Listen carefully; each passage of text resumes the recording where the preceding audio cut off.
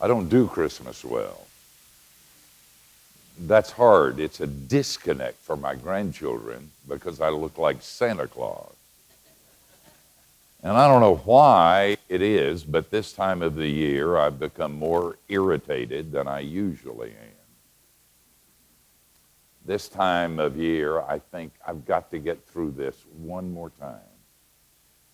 This year, again, I will look at the department stores, the presents I forgot to buy, the decorations that I've worked for hours putting up, and think, what in the world is this all about? I'm better. My wife and I went on our 50th anniversary Disney cruise with our grandchildren recently. Our daughters gave us the choice of a big celebration or going on a Disney cruise with them. Big celebration takes weeks to prepare. A Disney cruise is a week. You can stand hell if you know you're going to get out. I'm on the staff of a church in Atlanta, and I was complaining about it. After the service, this lady came up and said, "My daughter has a message for you." And I said, "Oh, really?" And I looked down, and the cutest little girl you have ever seen hugged my neck. And she whispered in my ear, "Mr. Brown, if you would let the little boy and you come out and play, you would have a really good time." Well, for years I've been trying to let the little boy and me come out, and frankly, at Christmas, it's really hard. And to make matters worse, I'm married to Miss Christmas Spirit. Pastor Chris was talking about when you started listening to Christmas music, and he couldn't find anybody but himself who started in October. We started in July, okay? Actually, I'm not as bad as I sound, but it really is hard for me. I don't know exactly why. It may be because I'm an adult child of an alcoholic, and Christmas was not a wonderful time. And everything was out of control at Christmas, and you learn, and some of you are adult children of alcoholics, and you know that every time things get out of control, you get hurt. And you can't control Christmas. It's not the commercialization, I get that. I have some sympathy for vendors at Christmas. They got to make their budget for the entire year, and children have to be fed, and mortgages have to be paid. So you don't find me standing in a pulpit somewhere throwing rocks because they've commercialized Christmas. And I kind of like the parties and stuff. My late friend, Rusty Anderson, my best friend, was killed in an automobile accident 5 or 6 years ago. He was a graduate at Westminster Seminary, where I sometimes teach. But he was never going to be a pastor. He just wanted to know more than his pastor knew. Cussed like a sailor, drank like a fish, and made piles of money as a stockbroker, and gave it away for the cause of Christ. And I walked with him for 35 years. He said to me one time, he said, "You know, I'd like Christmas if it weren't for Jesus." And I said, "What?" He said, "I like the parties and the family stuff and the presents and the booze, but Jesus keeps screwing it up. If it weren't for Jesus, I would like Christmas." He said, "We ought to have a Christmas for Christians in July, when Jesus was really born, and then have a good time in December with the pagans about Christmas." Well, that didn't work for me, and I'm not exactly sure. Part of it is being a pastor for so many years. People were always saying to me, "Reverend, I'm going to show you the real world," and I saw and still do see more of the real world in a week than most people see in a lifetime. I've cleaned up after more suicides than I can remember. and buried more babies and listened to more confessions. You have no, we have over 4,000 pastors on our mailing list. And generally, it's a hard time for a pastor at Christmas because people that are in pain are in greater pain at Christmas. If you've lost somebody this year, and you wonder who's going to wind the clocks, and you wait for footfalls and they're not there anymore, that's hard. But it's really hard at Christmas. And then people who don't have much at Christmas look at so many who have so much, and that's hard. And most pastors find that their counseling load doubles during Christmas because of the pain, because of the, maybe that's the reason. Maybe that's the reason. But I think as a pastor, and the reason I'm better now than I used to be, is because every year you had to do it again. You had to say what everybody had said for 2,000 years over and over and over again, and say it in a way that people could hear it. There's nothing that you're going to sing about. There's no sermon you're going to hear. There's nothing about the Christmas story that you're going to experience that you haven't experienced and sung and heard for all of your lives.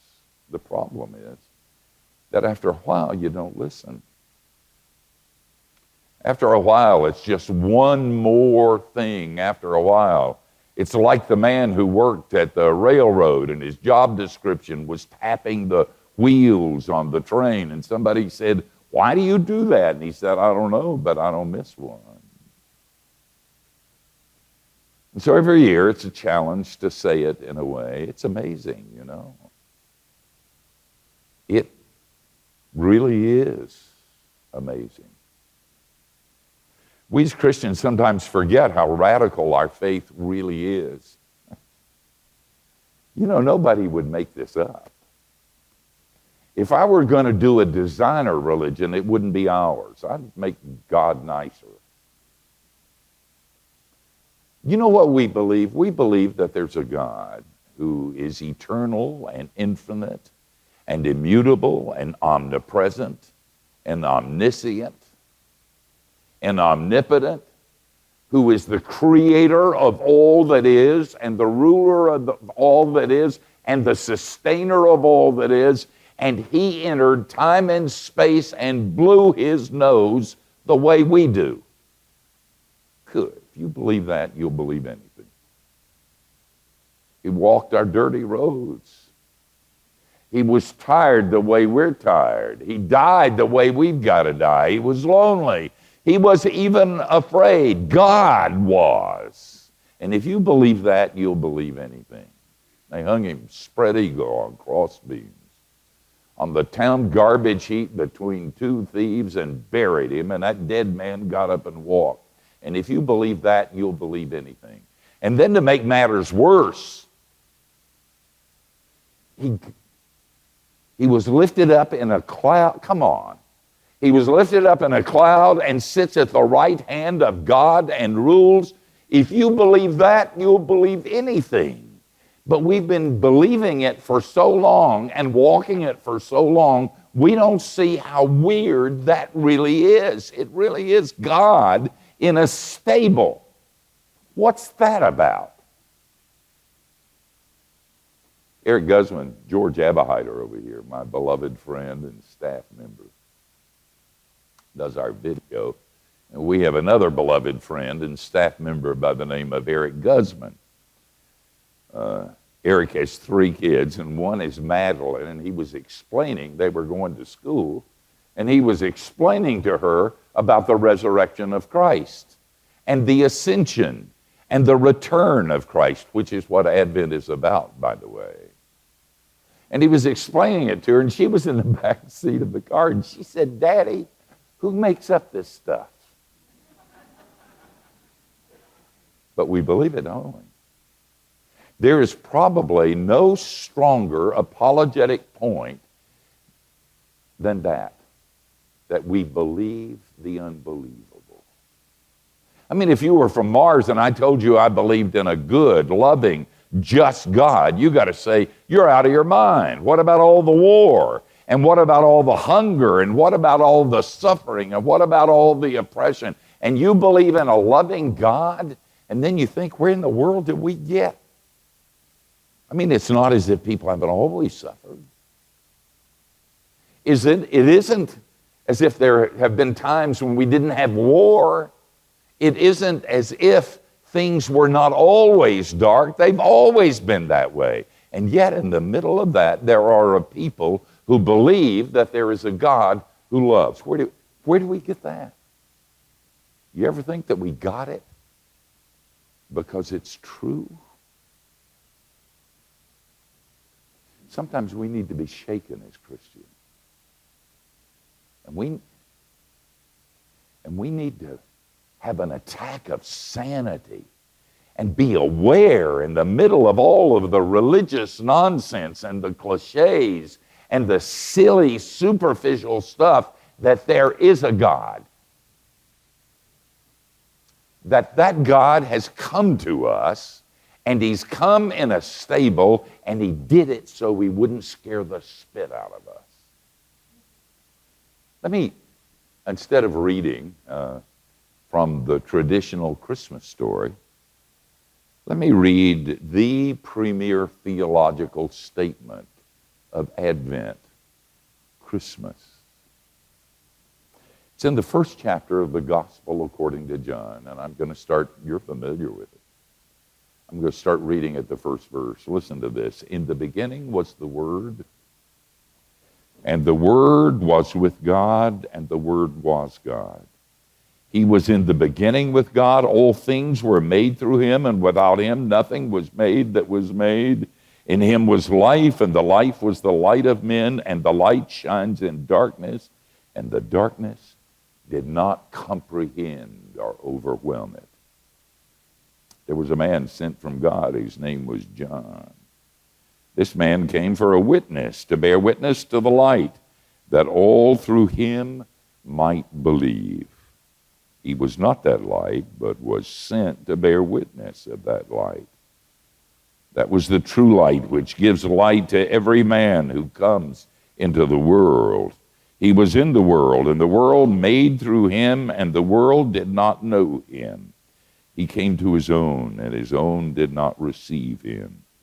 But as many who received him, to them he gave the right to become the children of God, even to those who believe on his name, who were born not of blood, nor of the will of the flesh, nor of the will of man, but of God.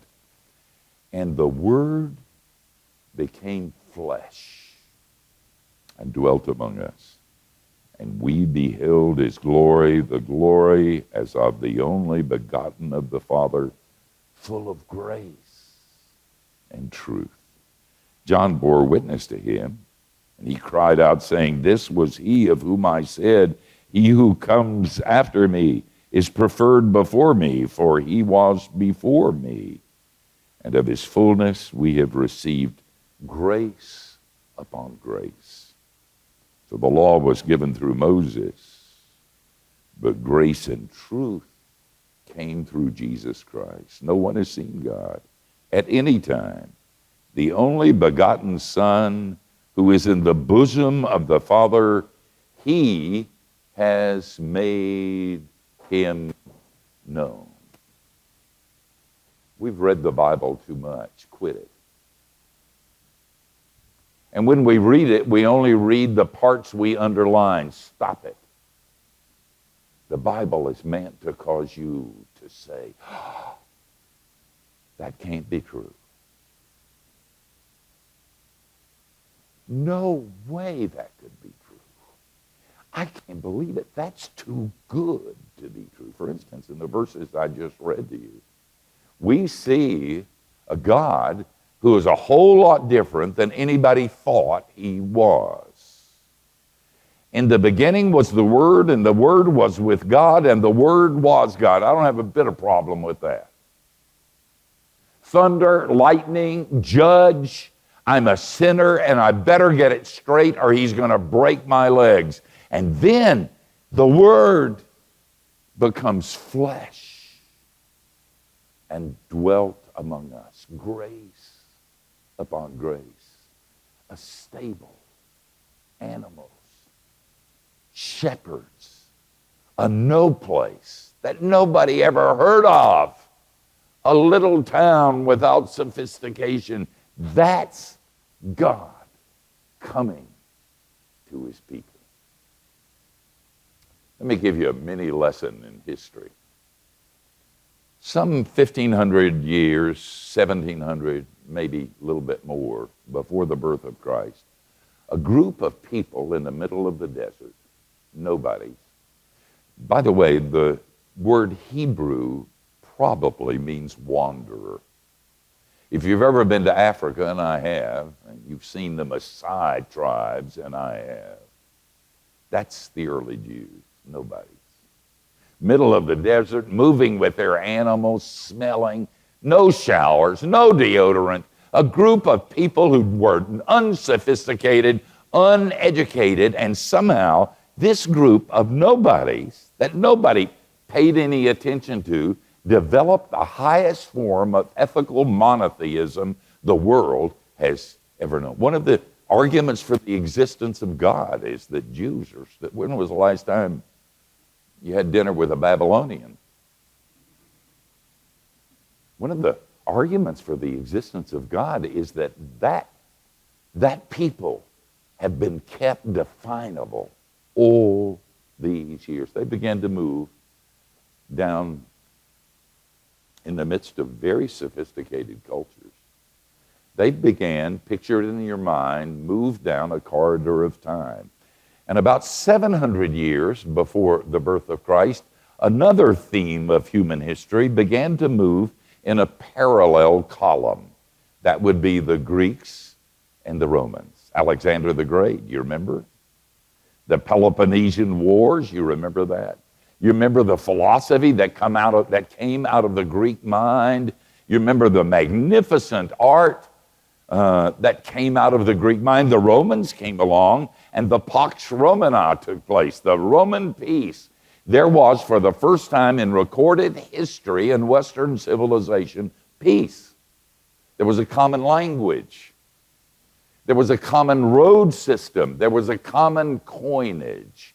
And these, for 700 years, these two columns of human history moved in a parallel line. And then they crossed. And at that very moment, Jesus of Nazareth was born. If he had been born 70 years before, you never would have heard his name. The barbarians had already started moving in. 70 years later, Titus had moved into Jerusalem, and that was being destroyed. Listen, if Jesus had not been born at exactly the moment he was born, you wouldn't be here this morning. And if you think that's an accident, you'll believe anything. And not only that, God's preparing the whole world. Did you know that in every culture, in every place, in every time that we know about, there's a concept of sacrifice for sin? We think it's our scriptures that say, without the shedding of blood, there can be no removal of sin. But that's not us.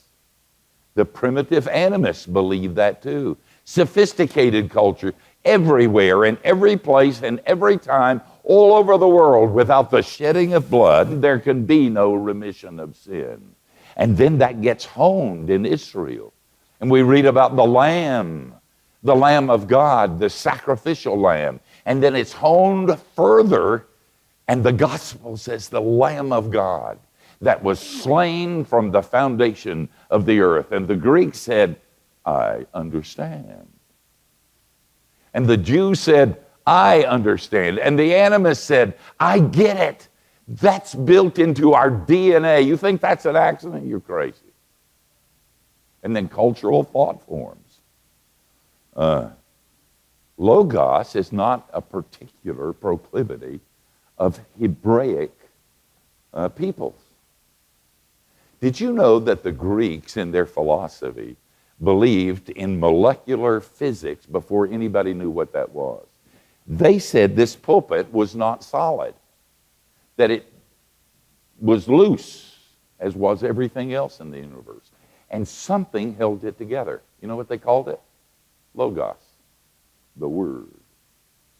And then in Israel, you see Hebrews beginning to develop a concept from wisdom literature, as wisdom is personified, of the person of wisdom, who then becomes the Word of God. And they called that, at least the Hellenists, who were Jews, what? Logos. So when you read the first chapter of John, and John says, in the beginning was the Word, the Jews say, oh, we get that. And all things were created by him. And the Greek philosophers said, oh, we get that. And the Word became flesh and dwelt among us. God was preparing, I wish I had time. We could talk about this for hours. Thought forms, cultural forms, history. And then you stand back because you know God is ticked. And you get out of the way because he's a judge. And we're going to be judged, and we deserve it. And then, a stable. Grace upon grace. The law came through Moses. Grace and truth through Jesus Christ. Oh, who would have thunk it? I mean, who in a million years would have dreamed up a God as a baby? Who in the world thought that up? It was thought up from the beginning of creation. And it's what Christmas is about. But not only in this text is God a lot different than what we thought. Our darkness is a lot darker than we thought too. We got iPhones and iPads and Facebook and television. I've never tweeted. People on my staff do it for me in my name, if you've ever seen it. I'm not on Facebook. I have a Facebook page, but somebody else does it. They come in and call it Feeding the Beast. I watch a lot of television and listen to a lot of radio and listen to a lot of music. You know, if you work hard at it, you don't have to think about any of this stuff. You don't have to think about your sin. You don't have to think about your pain. You don't have to think about cancer. You don't have to think about war, and you don't have to think about hunger. Just get out your iPhone. There's a lady in there who'll talk to you. It'll tell you where to go and play music for you. You don't have to think about anything that's important in our culture. You really don't. And so we don't recognize how dark it really is. Albert Camus, who was my hero when I was an atheist, some people believe that he became a Christian. He was killed in the 50s or the early 60s in an automobile accident. French existentialist. And he said this.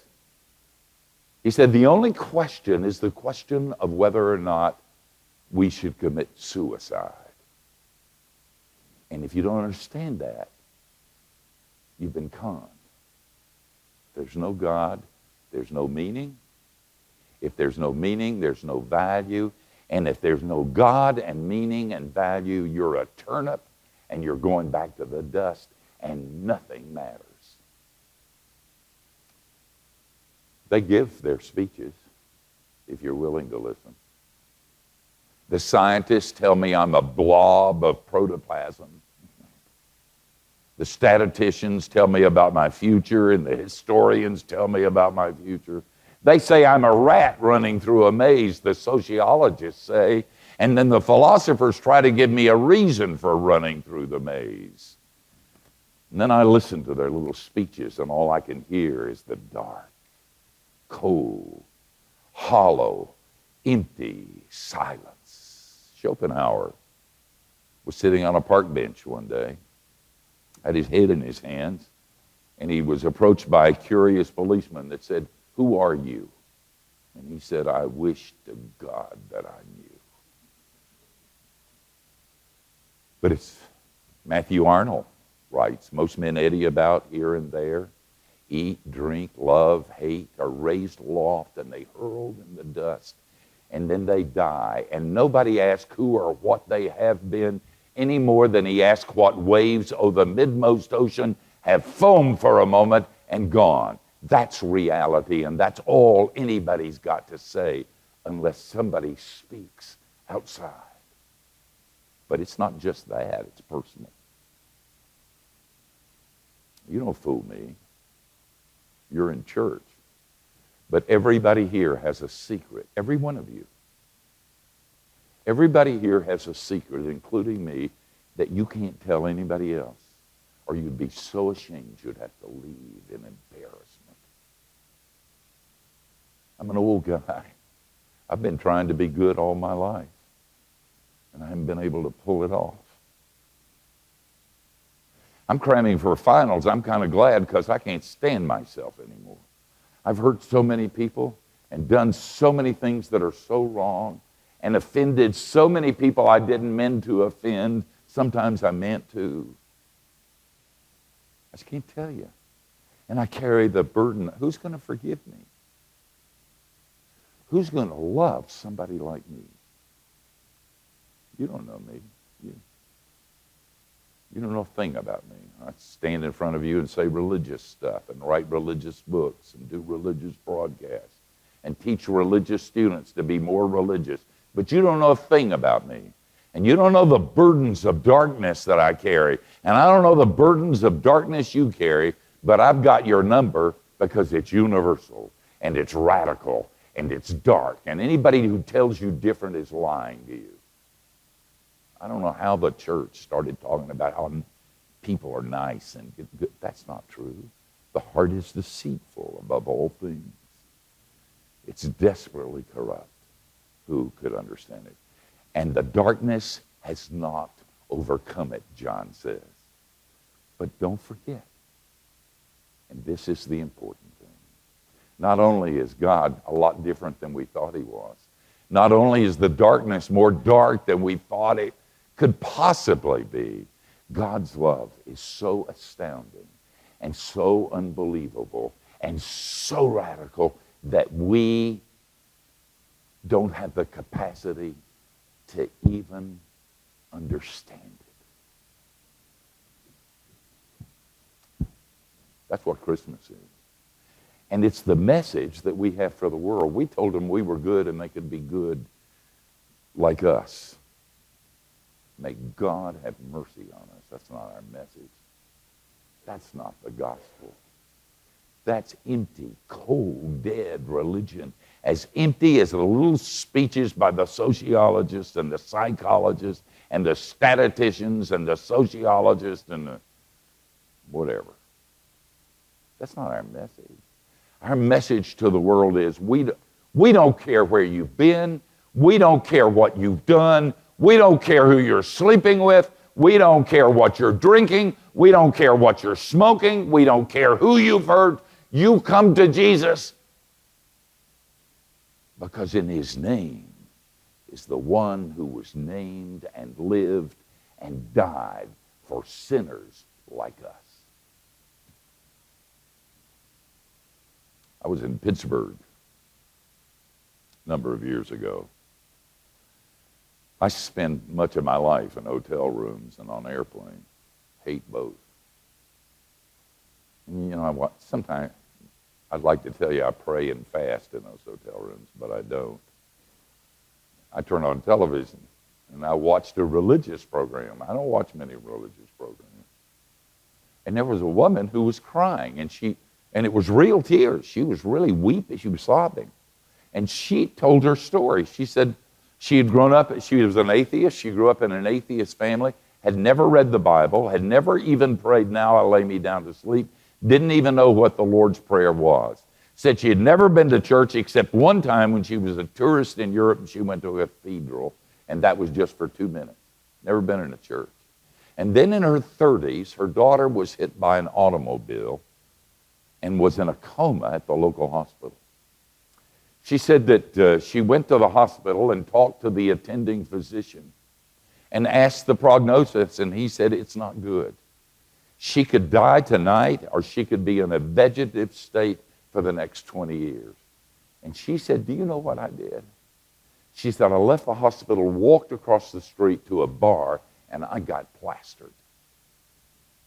She said, then I came out of the bar and got in my car and drove home, and it was raining. And she said, as I pulled into the driveway, I can still see the droplets and the windshield wipers knocking them away, and I turned the engine off. And she said, I began to curse God. And she said, I knew how to curse.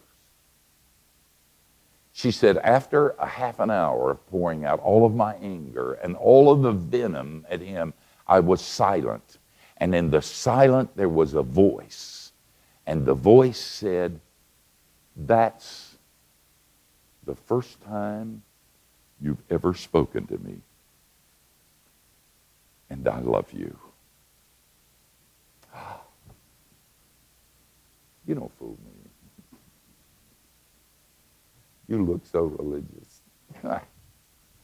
Man, I always said, Chris, that there was never anything wrong with my churches I couldn't fix with a few funerals. I know you people. You look religious and you're nice and stuff, but I know you. And the message of Christmas is that no matter where you've been, no matter what you've done, no matter what secret you can't share, no matter who you offended, no matter who you hurt, run to Jesus. The Jesus in a stable, on a cross,